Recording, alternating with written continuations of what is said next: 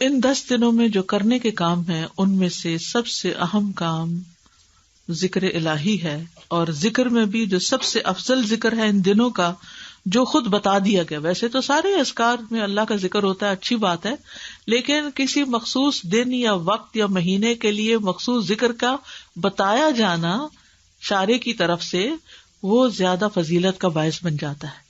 تو اس لیے ان دنوں میں تکبیرات کا اہتمام زیادہ کرنا چاہیے. کوئی دن اللہ کے ہاں ان 10 دنوں سے زیادہ عظمت والا نہیں، جیسا کہ ایک اور حدیث میں آتا ہے افضل ایام الدنیا العشر، یعنی 10 ذی الحج. دنیا کے افضل ترین دنوں میں 10 دن یعنی 10 ذی الحجہ کے دن ہیں. اور پھر ان 10 دنوں میں کوئی عمل اس عمل سے زیادہ محبوب نہیں، اور وہ کیا ہے؟ لا الہ الا اللہ اور اللہ اکبر اور الحمدللہ پڑھنا. اس لیے ان دونوں طرح کی تکبیرات کو صحابہ جو ہیں وہ پڑھا کرتے تھے، اور یہ اجر عظیم پانے کے بہترین مواقع ہیں. صحابہ کرام سخت محنت کیا کرتے تھے. سعید بن جبیر ذی الحجہ کے 10 دن داخل ہونے کے بعد عبادت میں بہت زیادہ کوشش کرتے، اتنی کہ ان کی ہمت نہ ہوتی جس پر، یعنی کہ اپنی ہمت سے بڑھ کے ان دنوں میں اپنے آپ کو تھکایا کرتے تھے. تکبیرات ذرا پڑھیے. اللہ اکبر، لا الہ الا اللہ، اللہ اکبر، اللہ اکبر وللہ الحمد، اللہ اکبر کبیرا الحمد للہ کثیرا سبحان اللہ بکرۃ واصیلا. نماز، روزہ، قرآن مجید، ذکر اور دعا، صدقہ و خیرات، خدمت خلق، عید اور قربانی، متفرقات، یہ ساری چیزیں ان 10 دنوں میں جمع ہو سکتی ہیں، کیونکہ کسی بھی دن کیا ہوا عمل اللہ تعالیٰ کو ان 10 دنوں میں کیے ہوئے عمل سے زیادہ محبوب نہیں. دوسرا اہم کام جو ان دنوں میں کرنے کا ہے وہ ہے روزہ رکھنا. جہاں تک روزے کا تعلق ہے تو آپ پورے 9 دن بھی روزے رکھ سکتے ہیں. پہلے 8 دن اگر آپ کے پچھلے کوئی قضا روزے ہیں تو ان کی قضا کی نیت سے بھی رکھ سکتے ہیں.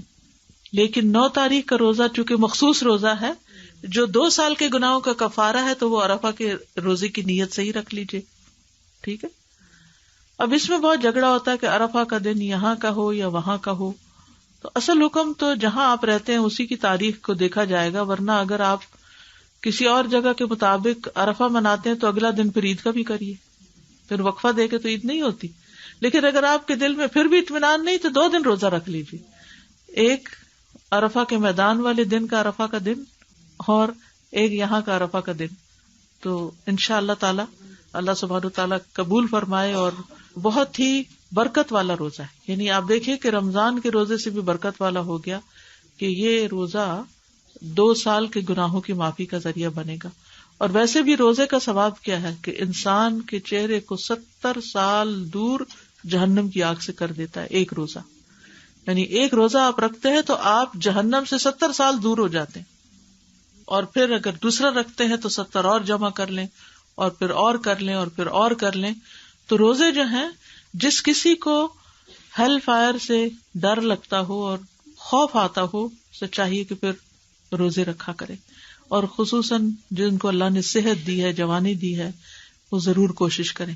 یعنی جب انسان کے اوپر ضعیفی آ جاتی ہے، بزرگی، تو پھر ذرا مشکل ہو جاتا ہے. اور اگر دن لمبے ہو، میری والدہ 78 ایئرس کی تھیں اور جس مہینے میں فوت ہوئی ہیں اس مہینے کے بھی 3 روزے انہوں نے، جیسے یہاں اس حدیث میں ہے کہ ایام 20 کے روزے، وہ اس مہینے کی بھی انہوں نے رکھے، بلکہ اس ڈر سے کہ کہیں شروع نہ ہو گیا، انہیں پتہ نہیں چلا تو 1 دن پہلے بھی روزہ رکھ لیا.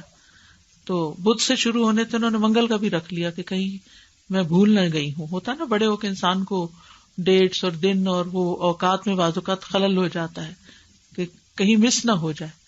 تو ہمیں بہت زیادہ اپنے طور پہ کوشش کرنی چاہیے. پھر اگر بیمار ہیں آپ، کسی وجہ سے ہمت نہیں ہے، تو اللہ تعالیٰ جانتا ہے کہ آپ کی نیت کیا ہے. لیکن پہلے سے اگر نیت ہو نہیں میرے لیے تو بڑا ہی مشکل کام ہے، میں نہیں کر سکتا، تو پھر واقعی مشکل ہو جاتا ہے. ہوتا یہ ہے کہ جس طرح آپ سوچنے لگتے ہیں نا، چیزیں ویسے ہی ہونے بھی لگ جاتی ہیں. ہر چیز کی ایک فریکوینسی ہوتی ہے اور ایک آپ کے دماغ کی فریکوینسی ہے. تو یہ ایک فریکوینسی دوسری سے جب ملتی تو پھر وہ ویسے ہی چیزیں نظر آنے لگتی ہیں اور ویسے ہی ہونے لگتی ہیں. عید الاضحیٰ. تو اب آپ دیکھ رہے ہیں کہ یہ جو دن ہیں حرمت والے اور فضیلت والے، ان میں عید بھی آ جاتی ہے، اور اس اعتبار سے بھی اس کی اہمیت ہے. ویسے تو ذو الحج کے مہینے کی فضیلت دو اہم اعتبار سے ہے. ایک یہ کہ اس میں حج ہوتا ہے، اور دوسرا یہ کہ وہ حرمت والا مہینہ ہے جن میں جان، عزت اور مال کی حرمت کا پاس رکھنا چاہیے. اور اس عظیم مہینے میں سب سے عظیم دن ہے، اور اس عظیم دن میں، عید والے دن میں، سب سے عظیم کام قربانی کرنا ہے اور حرمتوں کو پامال نہ کرنا.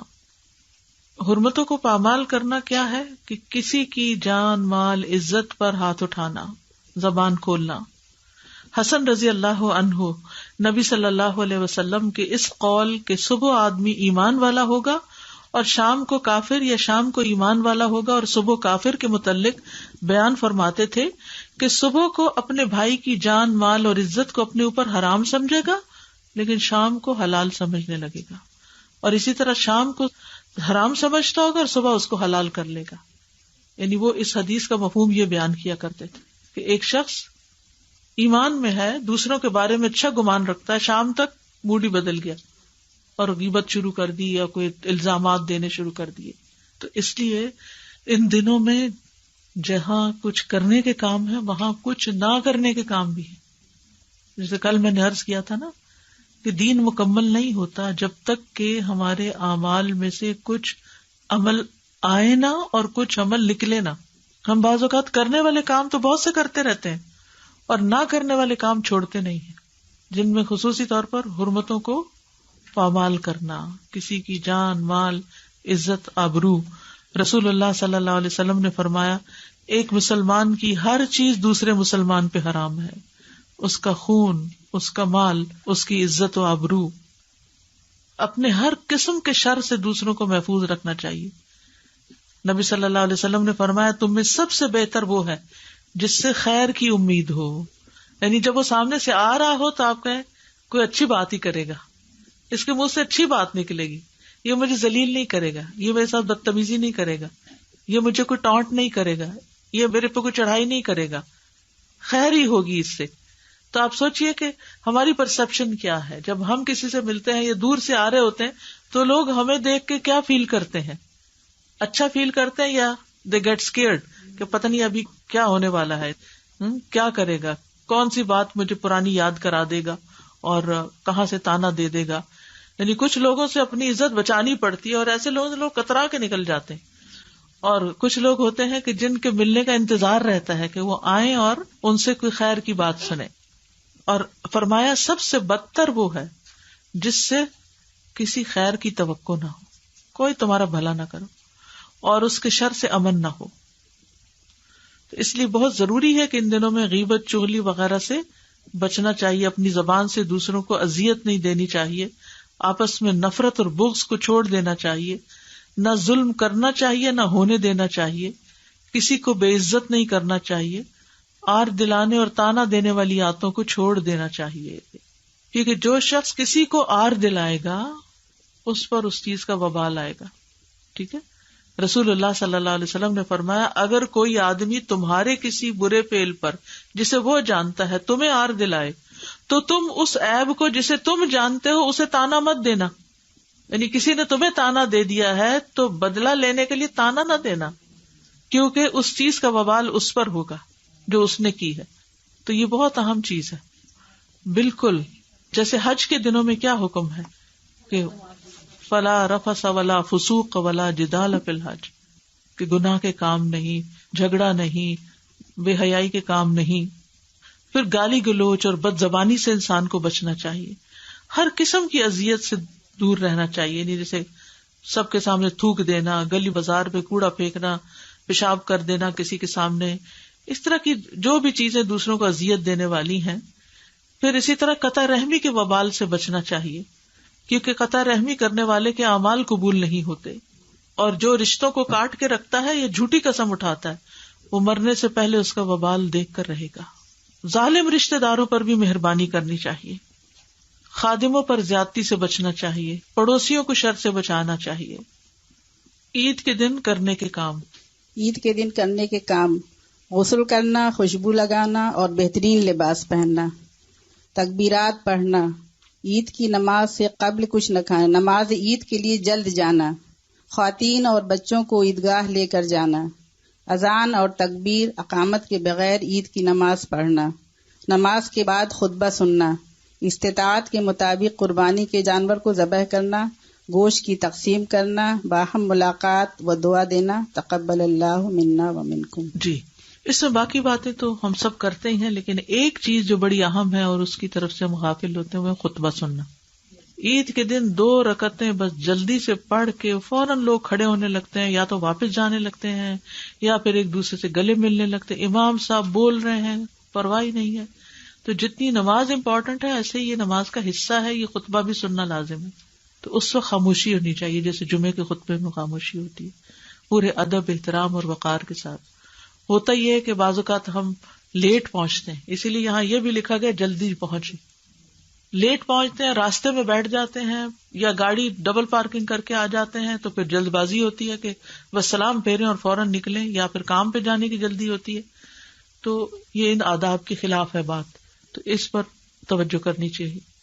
عید کی خوشی میں سرشار ہوتے ہیں اور سرشاری میں سب کچھ بھول جاتے ہیں، ادب آداب ہی بھول جاتے ہیں کہ کیا کرنا چاہیے کیا نہیں، کیونکہ جس سے مل رہے ہیں اس قدر ایکسائٹیڈ ہیں، گلے مل کر جھولتے رہتے ہیں اور یہ بھول جاتے ہیں کہ پیچھے کوئی لوگ بھی کھڑے، اور بعض اوقات لمبی لائنیں کھڑی ہو جاتی ہیں ہمارے پیچھے، اور ہم عین دروازے کے بیچ میں کھڑے ہو کر اپنی لمبی چوڑی باتیں اور دن بھر کا پروگرام شیئر کرنے لگتے ہیں کہ آج کہاں جانا ہے. تقبل اللہ منا و منکم. اللہ تعالی ہم سے اور آپ سے عبادت قبول فرمائے. نماز عید کے لیے ایک راستے سے جانا اور دوسرے سے واپس آنا، ہلکے پھلکے کھیلوں اور اشعار کے ذریعے خوشی منانا. جی، بچوں کے ساتھ یعنی خاص طور پر کچھ نہ کچھ ایسا پروگرام رکھا جائے کہ جس سے انہیں محسوس ہو کہ آج خوشی کا دن ہے.